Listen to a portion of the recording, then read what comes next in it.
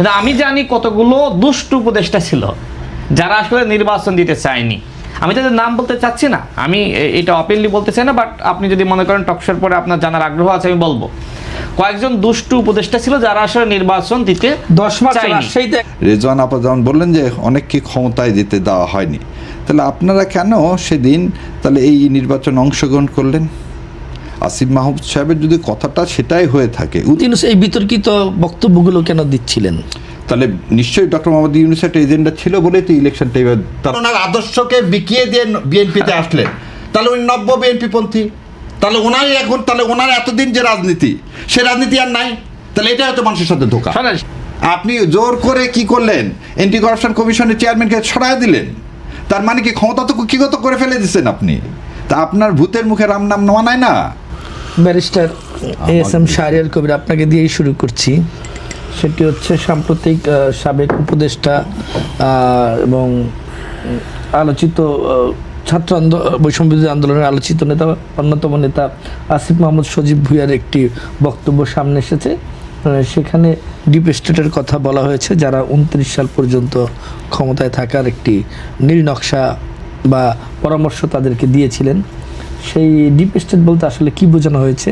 এটি কি বাস্তব কোনো কাঠামো নাকি রাজনৈতিক বক্তব্যের অংশ? আপনি কি মনে করেন? ধন্যবাদ আপনাকে। আপনার মাধ্যমে আপনার সমস্ত দর্শকদেরকে সালাম ও শুভেচ্ছা এবং আপনাদেরকে আসসালামু আলাইকুম রহমতুল্লাহ বারাকাতুহু। সজীব সাহেব যে কথা বলছে, প্রথমে তো ভুল করে ফেলছে। ভুল তো সব জায়গায়, এখন এটা কিভাবে বলবে তা জানি না। তো 5 তারিখ এটা বিশাল ভুল হয়েছে। সে ভুলের খেসারত এখন আগামীতে কতদিন দিতে হবে তা জানি না। ডিপ স্টেট 29 সাল পর্যন্ত রাখতে চাইছে কি রাখতে চায়নি আমি এই আলোচনার মধ্যে যাব না। তবে যে আলোচনা যে ভুল, সে ভুলের কথা বলি। এই সজীব ওয়াজেদ ভুঁইয়ারা যে বড় ভুলটা করলে, সে ভুলটা হচ্ছে 5 তারিখের পরে জনগণের সরকারের প্রতিষ্ঠা না করা। এবং সবচেয়ে বড় ভুল হলো সংস্কারের আগে কোনোভাবেই জাতীয় নির্বাচন অনুষ্ঠান করা। কার স্বার্থে জনগণের সরকার প্রতিষ্ঠিত হলো না?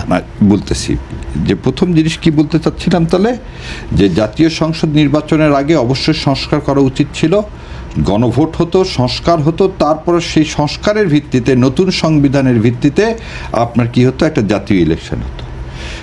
এই ভুলটার মাসুল আজকে বোধহয় সংসদ অধিবেশনে আপনারা দেখতেই পাচ্ছেন। এখন যদি বলেন কার ভুলে হলো না, এটা আমাদের সবার ভুলে, এবং বলবো সবার ভুলের চেয়েও বিএনপির জেদাজেদির কারণে এই জিনিসটা হয়নি। বাংলাদেশের মানুষ যে রক্তের বিনিময়ে যে কি বলবো, যে স্বৈরশাসক ফ্যাসিস্টের হাত থেকে এদেশকে রক্ষা করলো যারা, তারা সেই রক্ষাটা করতে পারলো না। 71 সালে যেভাবে স্বাধীনতা আমাদের হাত থেকে ছিনিয়ে নেওয়া হয়েছিল, ঠিক 5 তারিখে এই সংবিধানের দোহায় এবং এই রাষ্ট্রপতিকে রেখে যে সরকার ব্যবস্থা ইউনূস সরকারের মাধ্যমে গঠিত হলো, সেই ইউনূস সরকার তার লক্ষ্য যেটা ছিল 3টা লক্ষ্য, সে লক্ষ্য যতখানি বাস্তবায়ন করা উচিত, যেমন করে বাস্তবায়ন করা উচিত সেটা পারেনি। এবং একটা জিনিস দেখেন, এনসিপি প্রথমে কি বলছিল, তারা স্বাক্ষর করতে চায়নি। কেন স্বাক্ষর করতে চায়নি? তারা চেয়েছিল যে কিভাবে জুলাই সনদ বাস্তবায়ন হবে এটা না দেখা পর্যন্ত আমরা স্বাক্ষর করব না। লাস্টে কিন্তু তারা স্বাক্ষর করলেন। কেন স্বাক্ষর করলেন?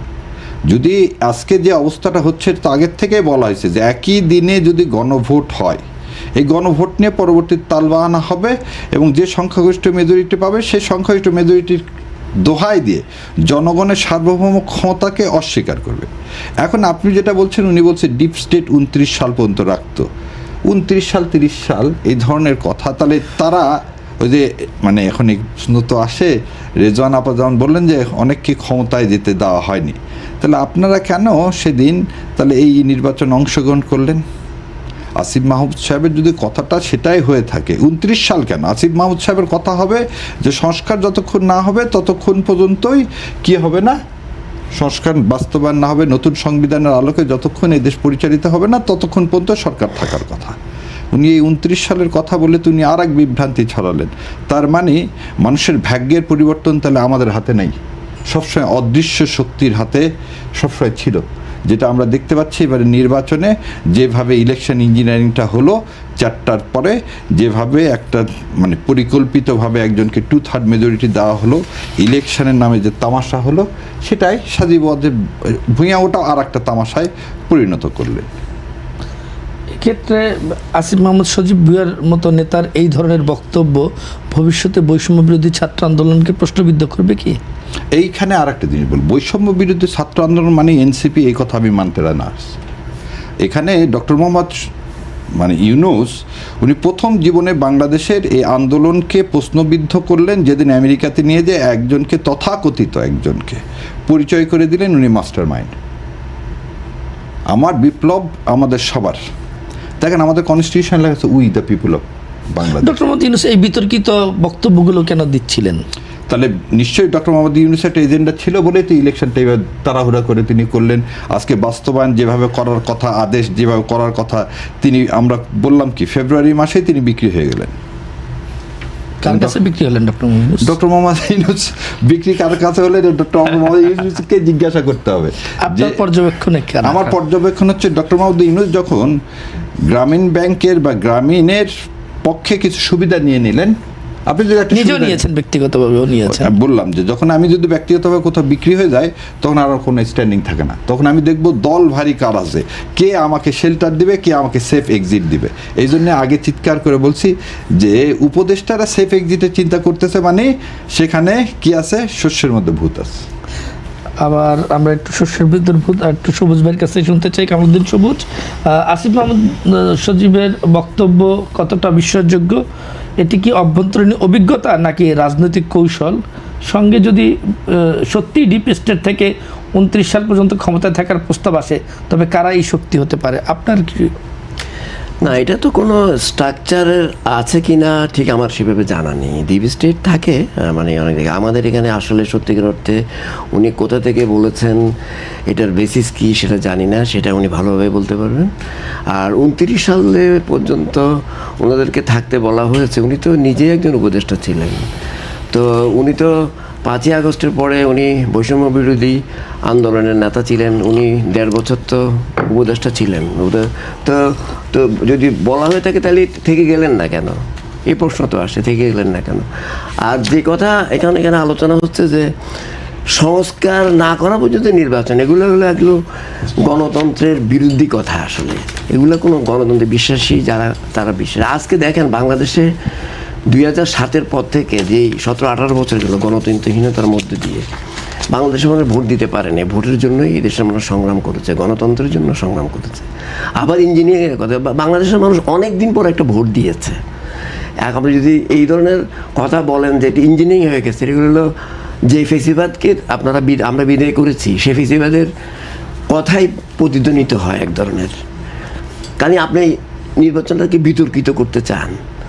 আপনি এটা না বলে বলতে পারতেন যে এই যে একটা যাত্রা শুরু হলো, এতে কি আপনি ফেসিবাদের নতুন রূপ দেখছেন? না, এই যে এসব কথা তো এই যে এগুলো হয় কি, এসব কথাবার্তা বললে আপনার মানুষের গণতন্ত্রের প্রতি যে মানুষের গণতন্ত্রের মধ্যে যে অনেকদিন ছিল, এই যে আবার নতুন করে যে একটা গণতন্ত্র ফিরে পেলো, সেটাকে আপনি অশ্রদ্ধা করলেন, গণতন্ত্রের প্রতি আপনি অনাস্থা দিলেন।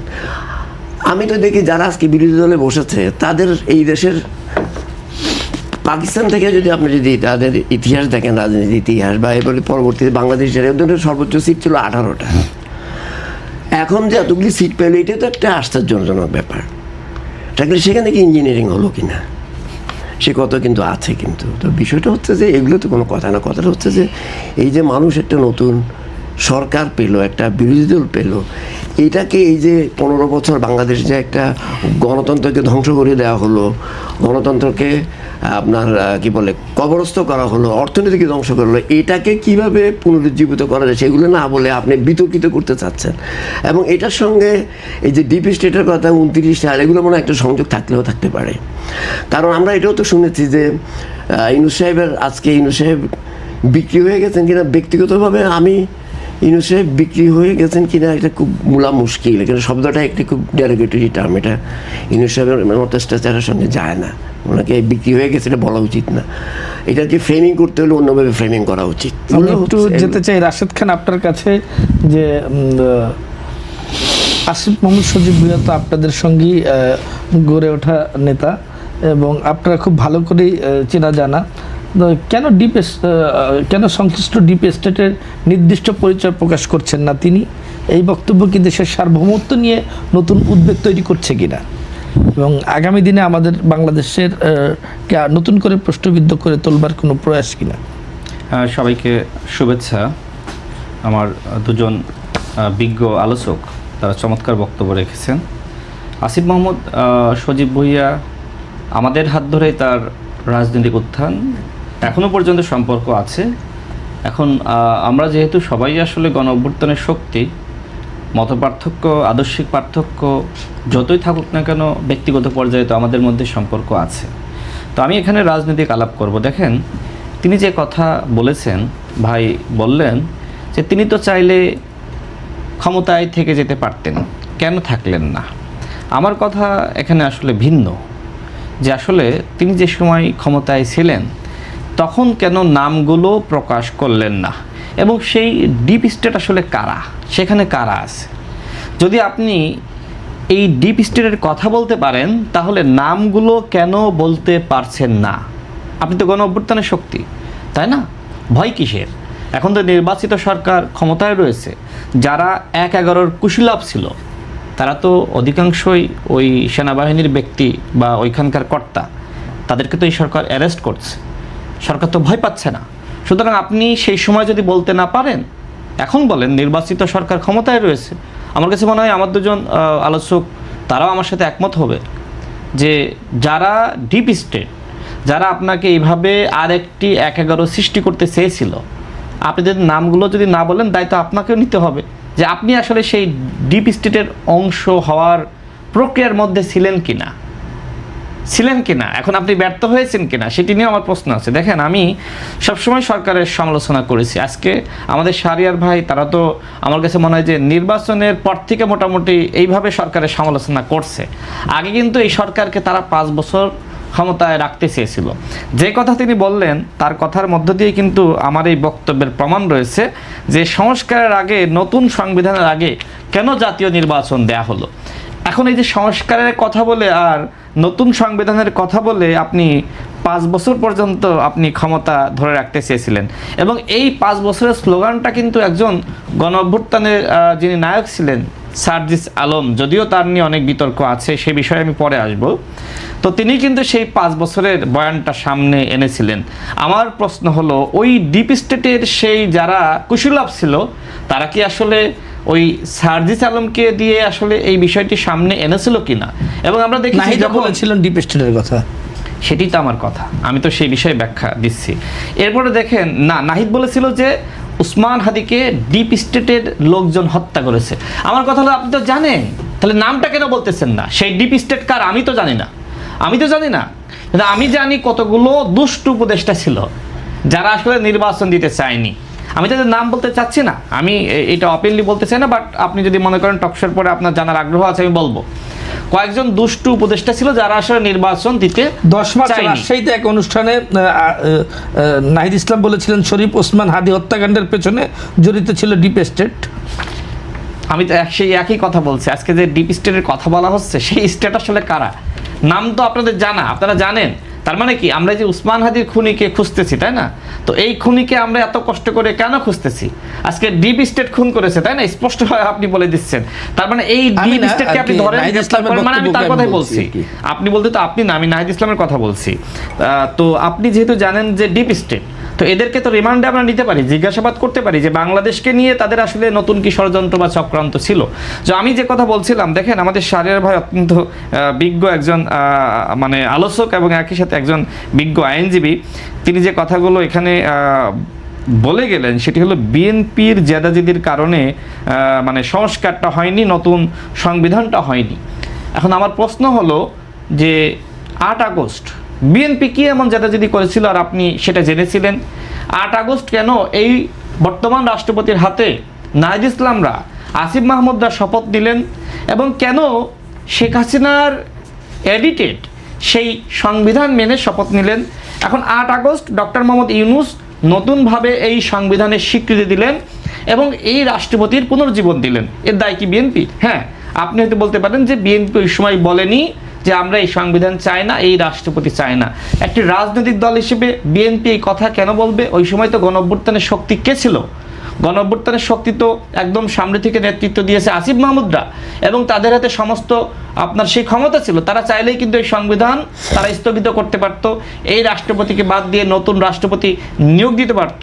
শাহরিয়ার ভাই মনে হয় নোট করতেছে আরেকটি প্রশ্ন তিনি করবেন যে বিএনপি কেন সেই সময় কথা বললো না। আমার প্রশ্ন হলো যে শাহরিয়ার ভাইয়ের দল জামাত ইসলাম তারা কি প্রশ্ন তুলেছিল? তোলে নাই। এরকম অসংখ্য দল কিন্তু সেই সময় প্রশ্ন তোলে নাই।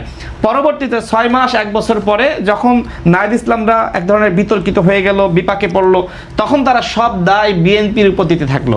যখন ক্ষমতা তারা আসলে লুটে পুটে খাচ্ছিল, আরামায়েশে চলছিল, মন্ত্রীপাড়ায় যখন বসবাস শুরু করলো, সেই সময় যখন ভালো লাগছিল তখন কিন্তু কোনো কথাবার্তা নাই। যে সময় থেকে এক ধরনের জনগণ ফুঁসে উঠলো যে কেন এই সংবিধান বহাল রাখা হলো, কেন আসলে এই রাষ্ট্রপতিকে বহাল রাখা হলো, তারপরে সব দায় বিএনপির। মনে হচ্ছে যে নাহিদ ইসলামের উপদেষ্টা হয়েছে, ডক্টর মোহাম্মদ ইউনূস তাদের সরকার প্রধান হয়েছে, কিন্তু মনে হচ্ছে যে বিএনপি ক্ষমতা। এইভাবে একটা পরিস্থিতি কিন্তু তৈরি করা হয়েছিল, এবং এইটা তৈরি করার জন্য কিন্তু এর পিছনে সব থেকে বড় কুশীলবের ভূমিকা ওই সময় রেখেছিল কিন্তু জামাত। আমি আর একটা কথা ওই শুরুতে বলছিলাম, দেখেন এই যে দুষ্টু উপদেষ্টা, অন্তর্বর্তীকালীন সরকারে আপনার 5 জন দুষ্টু উপদেষ্টা ছিল, তারা নির্বাচন দিতে চায়নি। আমি আগেই বলেছি যে আপনার যদি আগ্রহ থাকে, আমি সেটা যেহেতু এটা অতীত হয়ে গেছে আমি এই টকশের পরে বলবো, কিন্তু 5 জন দুষ্টু উপদেষ্টা ছিল। এমনকি ঐক্যমত কমিশনে জানাবেন না, আমাকে জানাবেন। দর্শকদের তো এখন আর সব কথা আমি ভুইয়াও বললো না, আপনিও বললেন না, দুটো একই হয়ে গেল। এটা তো সজীব ভুইয়া বলা আর আমি বলার ভিতর পার্থক্য আছে। আমি তো সরকারে ছিলাম না, আমি এখন রাষ্ট্র পরিচালনায় নাই, আমি একজন রাজনৈতিক কর্মী হিসেবে আমি কাজ করছি। সুতরাং এই কথাগুলো বলা আমার খুব বেশি দায়িত্ব না। এই কথাগুলো যারা রাষ্ট্রের দায়িত্বে থাকে তাদের আসলে বলা গুরুত্বপূর্ণ। আপনার কাছে যেতে চাই, রাশেদ খান বলছেন রিমান্ডে নিলে ওসমান হাদির হত্যাকারীদের পরিচয় বেরিয়ে আসবে। আপনি কি মনে করেন? আমি কিন্তু ডিপ স্টেটকে রিমান্ডে নেওয়ার কথা বলেছি, তাদের কাছে জিজ্ঞাসা করে। আরেকটি হচ্ছে অন্তর্বর্তী সরকার 1.5 বছরে এত সমালোচিত হওয়ার কারণ কি ছিল আসলে? আচ্ছা, প্রথমে একটু বলে না নিলে হয়, সেটা হলো আমার বিজ্ঞ সাংবাদিক ভাই বললেন সংস্কার পর নির্বাচন এটা গণতন্ত্রকে বাধাগ্রস্ত করবে। গণতন্ত্র কি সংবিধান দিয়ে আদৌ এ দেশে এস্টাবলিশ করা সম্ভব? 53 বছর কি তাই বলে? আমি একটা করে যদি নির্বাচন আপনাদের সামনে ধরে নিই, 73 সাল থেকে আপনি বলেন তো 91 আগ পর্যন্ত যতগুলো পার্লামেন্ট ইলেকশন হয়েছে, কোন পার্লামেন্ট ইলেকশনটা কি হয়েছে? কোন পার্লামেন্ট ইলেকশনটা, যে পার্লামেন্ট ইলেকশনটা আপনি গণতন্ত্র প্রতিষ্ঠা করতে পারছেন? আসেন, এই সংবিধানের আন্ডারে বাকশাল গঠন হয়েছে, সেটা কি গণতন্ত্র? আপনি বললেন যে সংস্কারটা চলমান প্রক্রিয়া। হ্যাঁ, বাকশাল যদি আপনার কাছে সংস্কার হয়ে থাকে তাহলে সেটা একটা চলমান প্রক্রিয়া। আমার রাশেদ ভাই একটা দলকে প্রতিনিধিত্ব করতে 270 দিন আপনারা সবাই মিলে, আমরা তো জনগণ খালি চেয়ে দেখব আর হাই হুতাশ করবো, এই হচ্ছে আমরা বাংলাদেশের মানুষ। ভাইও সেখানে ছিলেন সেই সময়। আজকে যে দল বলতেছে যে এইটা সাংবিধানিক অনুযায়ী হয়নি, তাহলে সেই দল সহ, রাশেদ ভাইয়ের দল সহ, জুনাইদ সাকির দল সহ যারা ওই দিন এই 270 দিন, একটা দিন না কিন্তু 270 দিন আমার ট্যাক্স পেয়ারের টাকায় আপনি বসে চা নাস্তা খাইলেন এবং একটা জায়গায় যা ঐক্যমত হয়ে সাইন করলেন, এবং আপনারাই সিদ্ধান্ত নিলেন আদেশের মাধ্যমে এটাকে বাস্তবায়ন করা হবে। ওখানে একজনও কিন্তু এটাকে বলেননি না আদেশ, এটা কনস্টিটিউশনের মধ্যে নাই, সংস্কার কমিশন, এই কনসেনসাস কমিশন কনস্টিটিউশনের মধ্যে নাই, ডক্টর ইউনূস সরকার কনস্টিটিউশনের মধ্যে নাই। আবার রাশেদ একটা কথা বললেন, শপথ নেওয়ার কথা, রাষ্ট্রপতির আন্ডারে শপথ নিছে, কতবার বলবো, এই শপথ 3rd শিডিউলে নাই। সো আবার রাষ্ট্রপতিকে যখন বললেন যে কোনো দলের কথা না, আমরা কিন্তু সেদিন অভ্যুত্থানটা করছিলাম যাতে আর ফ্যাসিবাদ ফিরে না আসে, সেটা কোনো রকমেরই ফ্যাসিবাদ যাতে না আসে। আর অ্যাবসোলিউট পাওয়ার ক্রিয়েট অ্যাবসোলিউট ইনার্কি, এটা আমার আপনার চেয়ে কেউ ভালো জানে না। এখন আপনি বলেন যে রাশেদরা যে স্বপ্ন আমাদের জাতিকে দেখাইছিল, এটা খালি ওই জন্য প্রথমে বললাম NCP is not a alone stock holder, এবং এনসিপিকে কি প্রধান করা হচ্ছে এটা না, হাজার হাজার মানুষ, লক্ষ লক্ষ মানুষ সেদিন রাস্তায় নেমেছে। আপনি যদি আমার প্রশ্নটা আসতেন, সরকার এত আলোচিত বলছি যে আপনার প্রশ্নের উত্তর আগে ওনাদের এই প্রশ্নগুলো একটু বলে নিয়ে তারপর আপনারটা আসি। যেহেতু সময় সংক্ষেপ আমাদের সেজন্য একটু বলে তো- দিচ্ছি ভাই। সংস্কার একটা চলমান প্রক্রিয়া, সেই চলমান প্রক্রিয়ায় 270 দিন আপনি পালন করে আপনি এক জায়গায় এসেছেন, আপনি সাইন করছেন, এখন আপনি তা পালন করতে চাচ্ছেন না কেন? কেন কোথায় আপনি পালন কোথায় করতে- সাইন করেছে আপনি সেটা একটু জুলাই স্পষ্ট করলে সনদে, ভালো হয়। না না ভাই, আপনি আপনার সময় ইন্টারাপ্ট করি না, জুলাই সনদে আপনারা সবাই সাইন করছেন, জুলাই সনদে আপনারা সবাই সাইন করছেন, এবং জুলাই সনদ কীভাবে বাস্তবায়ন করা হবে সেটাতেও সাইন করছেন, এবং আপনারা তারই উপর ভিত্তি করে যখন একটা অর্ডার পাস হলো, আপনারা কেউ এটাকে চ্যালেঞ্জ করেননি, বলেননি গণভোটে যাব না। গণভোটের হার পক্ষে আমার রাশেদ পর্যন্ত করছেন, রাশেদ পর্যন্ত গণভোটের হার পক্ষে পর্যন্ত কি করছেন, মানুষের কাছে গেছেন, হ্যাঁ ভোট চেয়েছেন। যদি রাশেদ বলেন না আমি হ্যাঁ ভোটের পক্ষে যাইনি, আমি গণভোটের পক্ষে ছিলাম না, তাহলে আমার কথা আমি পুরাটাই উইথড্র করে নেব। থেকে আজকে কেন হঠাৎ করে বলছেন গণভোট অবৈধ? আজকে কেন বলতেছেন যে না এই গণভোট সংবিধানের বাইরে? আমার মনে হয় যে আপনি মিস্টেক করতেছেন, গণভোট অবৈধ কেউ বলে নাই। এই গণভোট অবৈধ কে বলেনি? এই গণভোট অবৈধ বলছেন না, আপনি শপথই নিতে আপনি শুরুই করলেন যে শপথ দেননি। গণভোটের কোনো এই যে একটু আগে পড়তেছিলাম, আপনি বোধহয় এটা পড়েননি প্রথম আলোতে। বলেন। আইনমন্ত্রী নিজে বলছে যে এই গণভোট সংবিধানের মধ্যে নাই, রেফারেন্ডাম। তো এই গণভোট নাই, এই যে রিট পিটিশনে জাজমেন্ট হলো কবে? জাজমেন্ট হলো হচ্ছে ডেটটা দেখেন, 17/12/2024।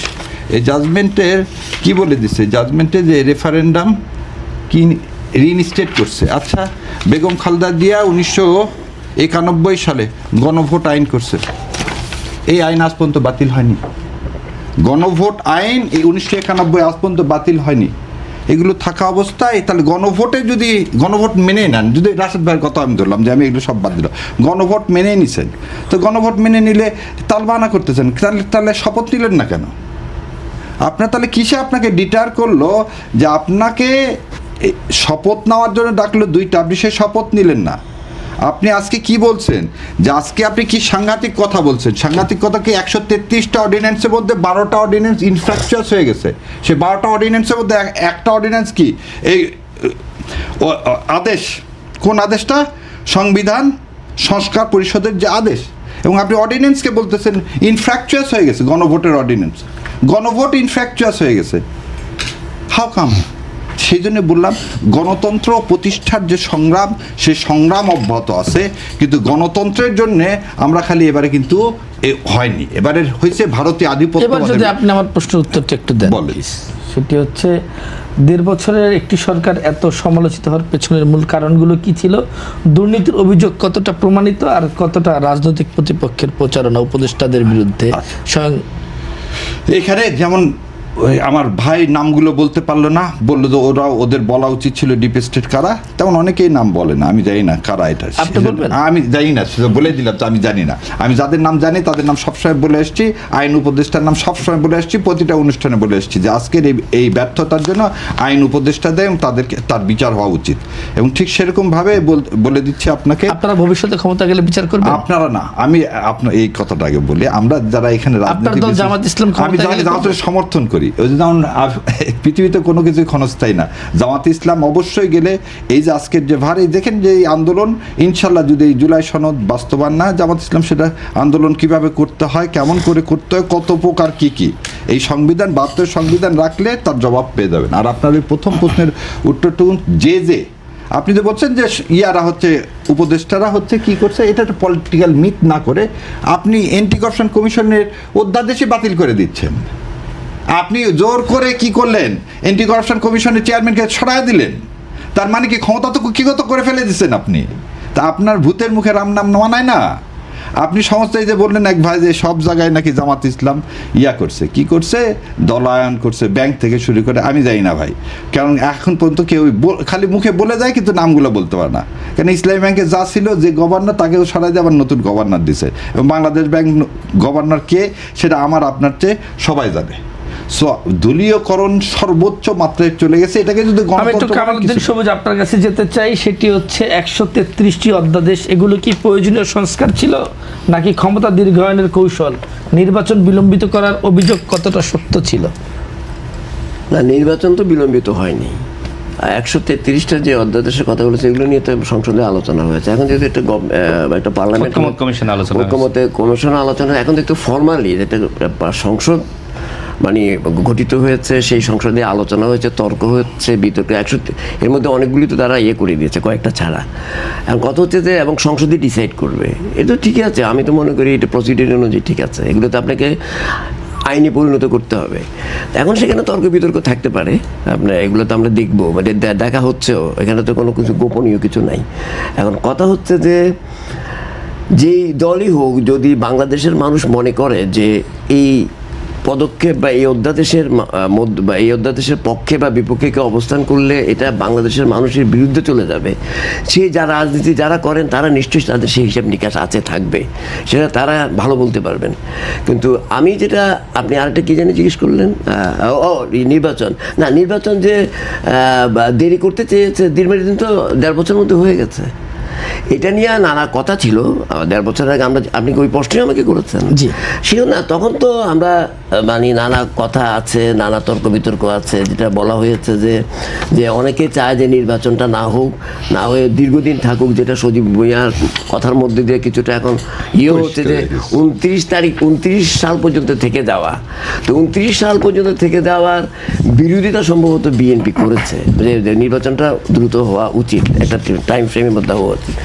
সেটা সংস্কারের সঙ্গে সেটাকে আপনি তো এটা করতে পারবেন না, এটা তো কখনো সম্ভব না। আপনি এখনো 10 বছর পরেও যদি নির্বাচন করেন, আপনি নতুন নতুন সংস্কারের দাবি সামনে চলে আসবে। আমার কথাটা হচ্ছে যে এই সব কিছুই যদি জনগণের কল্যাণ কেন্দ্রিক হয়, এখন তো মিডিয়া মোটামুটি স্বাধীন, মিডিয়াতে লেখালেখি হচ্ছে, ফাইন, অনেক টেবিল, আপনি টক শোতে আপনি কথা বলতে পারছেন, 16-17 বছর আমরা কথা বলতে পারি না। এখন এই যে আমরা বিভিন্ন পক্ষে বিপক্ষে কথা বলছি, এটা তো একটা ডেমোক্রেসির নাইসিটি। তো এটা তো আপনাকে এই প্রশ্নটা করতে হবে। তো এটা ইউনূস সরকার সাহেবের আমলেও কিন্তু ছিল, আমরা কথা বলেছি, শুরু হয়েছে, আমরা এটা অস্বীকার করবো না, আমরা গণমাধ্যম করবো না। এখন আমরা দেখছি যেটা আমরা চাই যে এটা চলমান থাকবে।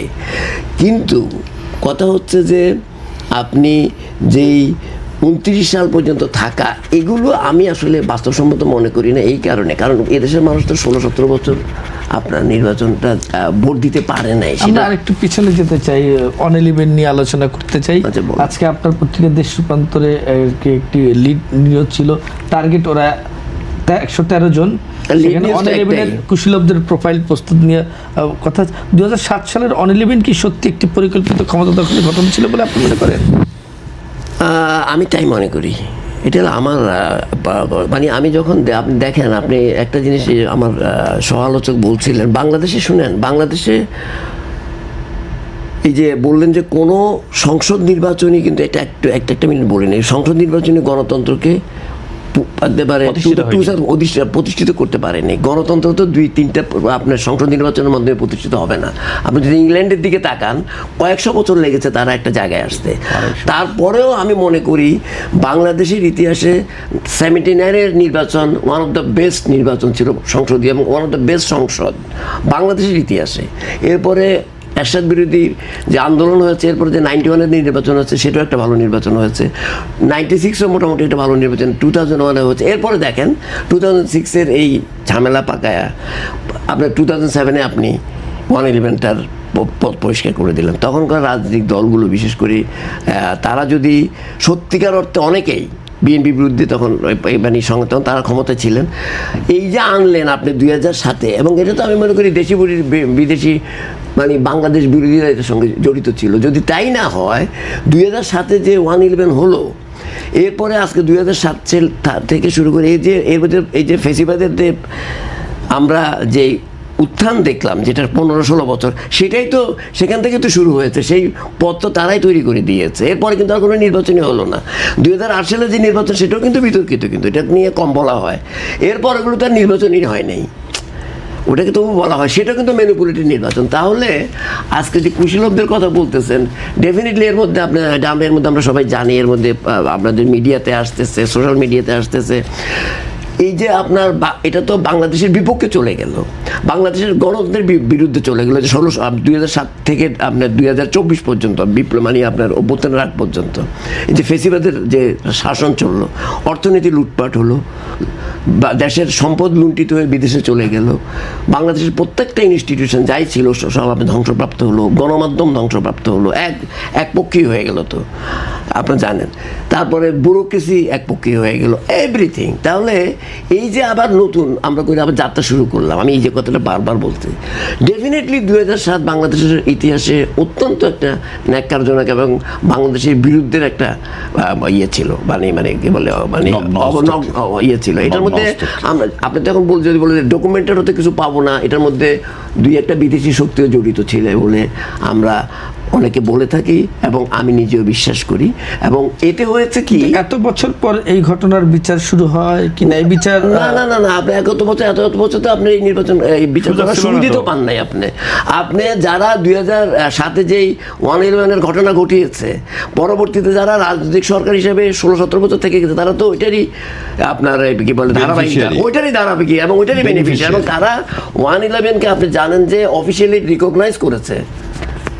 সাবেক প্রধানমন্ত্রী যিনি বর্তমানে ভারতে অবস্থান করছেন, উনি কিন্তু রিকগনাইজ করেছে অফিসিয়ালি, দিস ইজ ডকুমেন্টেড, যে এটা আমরা একটি, এটা আপনি জানেন, আপনি দায়মুক্তি, হ্যাঁ দায়মুক্তি দিয়েছে, রিকগনাইজ করেছে। তারা কখনোই ওয়ানিলামের বিরুদ্ধে তেমন কিছু বলেনি, কারণ তারা এই বেনিফিটটা তারা পেয়েছে। তারা নির্বাচন বিহীন এই দেশে ক্ষমতা থেকে গেছে, সব কিছু করে গণতন্ত্রকে হত্যা করেছে, আবার তাদের সেই 72 থেকে 75 পর্যন্ত যে ঘটনা ঘটেছে সেটা তো আমরা বলবো। কিন্তু আমি যেটা বলতে চাই, বিচার কেন হবে না?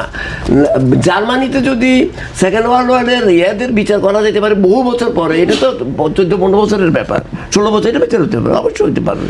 এবং আমি তো হওয়া উচিত, না হলে তো আপনার এই ধরনের ঘটনা যাতে না ঘটে আমরা তো, তবে হ্যাঁ বিচারটা ডেফিনেটলি আমরা চাইবো যে আইনের শাসনের কথা আমরা বলি, সবাই বলে আমাদের সাথে একজন দক্ষ লয়ারও আছে, আমরা আইনের শাসনের কথা বলি, আমরা মিডিয়ার লোক হিসেবে বলি, রাজনীতিবিদরা বলে আইনের শাসন যদি করতে, তাহলে বিচারটা যাতে ট্রান্সপারেন্ট হয় এবং বিচার যাতে জাস্টিস হয়, বাস সোজা কথা। এর মধ্যে যে যারা অপরাধী হবে তাদের বিচার হবে, এটা ফাইন। আমি একটু রাশেদ খান আপনার কাছে যদি যাই, সেটি হচ্ছে আন্তর্জাতিক অভিযুক্তদের আন্তর্জাতিক ট্রাইব্যুনালের বিচারের কথাটা বলা হচ্ছে সরকারের পক্ষ থেকে, সেটা আইনগতভাবে কতটা টেকসই হবে বলে আপনি মনে করেন? আমি এই প্রশ্নের উত্তর দিব, তার আগে বলি, দেখেন শাহরিয়ার ভাই যদি বলি মঈনুদ্দিন ফখরুদ্দিনকে কি দেশে আনার প্রক্রিয়া সম্ভব হবে? আমি শেষে বলি, যেখানে আশ্রয় আছেন এই প্রশ্নের উত্তর শেষে দিই, তার আগে বলি, দেখেন আমাদের শাহরিয়ার ভাই তিনি জুলাই জাতীয় সনদ নিয়ে খুবই সোচ্চার, ভেরি গুড। তবে জাতীয় ঐক্যমত কমিশনে যে আলোচনা হয়েছিল, বিএনপি সেখানে কি বলেছিল, জামাতের অবস্থান কি ছিল, এনসিপি কি বলেছিল, অন্যান্য দলের অবস্থান কি ছিল, সেইটা যদি তিনি পুরোপুরি টকশোতে বলেন, তাহলে মানুষ কিন্তু যাচাই বাছাই করতে পারবে যে বিএনপি কি আসলে সেই সময় যে অবস্থান ছিল এখন কি ভিন্ন অবস্থান। আমরা শুরুতেই দেখে আসছি, শুরু থেকে একদম বিএনপিকে চাঁদাবাজ, বিএনপিকে সংস্কার বিরোধী বানানোর জন্য জামাতের আমির থেকে শুরু করে জামাতের একজন গ্রামের কর্মী, সেও কিন্তু ব্যাপকভাবে চেষ্টা চালিয়েছে। এমনকি তারা যখন ভোট করেছে তখন বলেছে, এতদিন তো আওয়ামী লীগকে দেখেছো, বিএনপিকে দেখেছো, একটাবার আমাদের সুযোগ দাও না, যেটা কলকাতায় কিন্তু আপনার বিজেপি বলছে। একই কথা কিন্তু জামাত কিন্তু বাংলাদেশে বলেছিল যে আমাদেরকে একটিবার সুযোগ দিয়ে দেখেন। বাংলাদেশের জনগণ জামাতকে সুযোগ দেয়নি। এবং শাহরিয়ার ভাই বললেন যে আগামীতে যদি জামাত ক্ষমতায় আসে 72-এর সংবিধান তারা বাতিল করবে। তো 72-এর সংবিধান আপনারা বাতিল করবেন, খুব ভালো কথা, কিন্তু এখন তো আপনারা বলছেন না। জামাতকে একবারও বলেছে আমরা ক্ষমতায় গেলে আমরা এই সংবিধান বাতিল করব? এই জামাতের পক্ষ থেকে জাতীয় ঐক্যমত কমিশনের প্রস্তাব দেওয়া হয়েছিল এই সংবিধান মেনে বিশেষ সাংবিধানিক আদেশ দেওয়ার জন্য, এই জামাতের পক্ষ থেকে। আপনি মানে একদিকে আপনি অধ্যাদেশ মানেন, রাষ্ট্রপতি মানেন না, হোয়াট ইজ দিস? আপনাকে বলতে হবে যে আমি রাষ্ট্রপতি মানি, এই রাষ্ট্রপতির অধ্যাদেশও মানি, তারপরে আপনি বিএনপিকে নিয়ে প্রশ্ন করবেন। সংবিধান অস্বীকারকে মুক্তিযুদ্ধকে অস্বীকার করার একটা নামান্তর কিনা? আমি সেই প্রসঙ্গে যাব না, কিন্তু আমার কথা হলো মুক্তিযুদ্ধের মধ্য দিয়ে রচিত হয়েছে 72-এর সংবিধান। ভারতের তৈরি হোক আর পাকিস্তানের তৈরি হোক পরের কথা। আমার ভাই বললো, ভাই তখন বোধহয় আমাদের যা বলছি সেটাকে সমর্থন করছিল, রাশেদ ভাই বোধহয় তখন সমর্থন করে, সেই রেকর্ড গুলো আমার কাছে আছে। আমি ওই জায়গাতে ওই জায়গায় যেতে চাই না, আপনি ওই সময় তা বলছেন। জুলাই সনদ জুলাই সনদ সবার মধ্যে, জুলাই সনদ আপনিও চান, আমিও চাই, সবাই চাই, হ্যাঁ, সবাই চাই, আমি একটু বলি, বাস্তবায়ন সবাই চাই। আমি একটু শেষ করি। জি, জি, বলুন। এখন ওই সংবিধান ভারতের সংবিধান নাকি পাকিস্তানের সংবিধান সেটা পরের বিষয়, কিন্তু জামাত ইসলাম এই সংবিধান মানে কিনা, এই সংবিধান তাহলে জুলাই সংস্কার করতে চাইলেন কেন সবাই মিলে?